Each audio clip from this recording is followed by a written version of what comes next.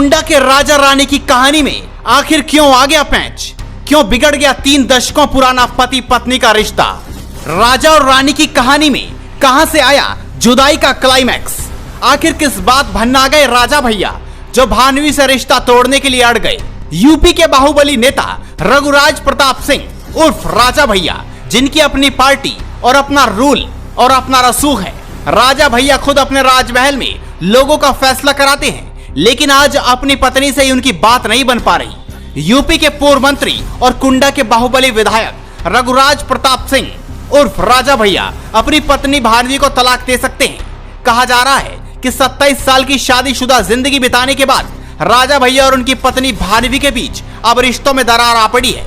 अब तलाक के मामले पर 23 अप्रैल को सुनवाई होगी।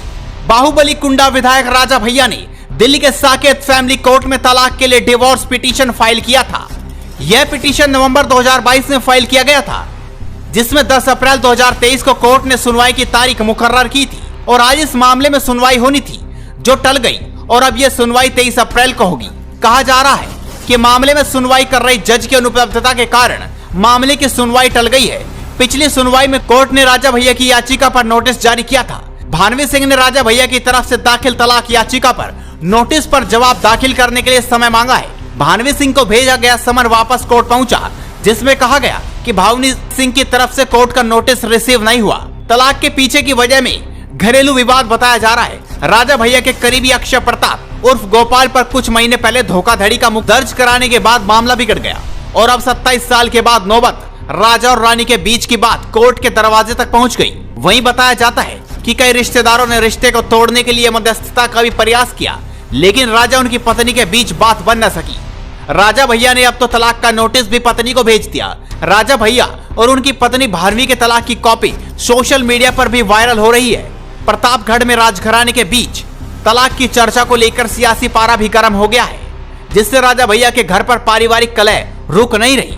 प्रतापगढ़ के कुंडा बेती के रहने वाले राजा भैया का यूपी की सियासत में बड़ा दबदबा माना जाता है। राजा भैया 1993 से लगातार 7वीं बार कुंडा विधानसभा से निर्दलीय विधायक हैं।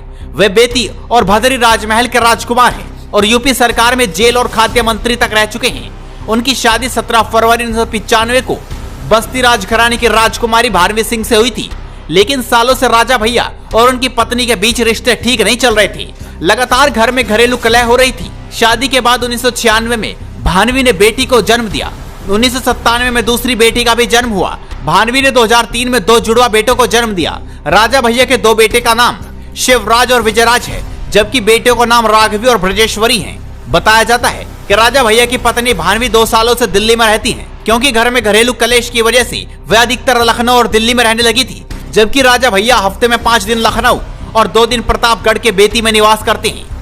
भदरी और बेती रियासत के राजकुमार रघुराज प्रताप उर्फ राजा भैया का उत्तर प्रदेश की राजनीति में खासा दखल माना जाता है।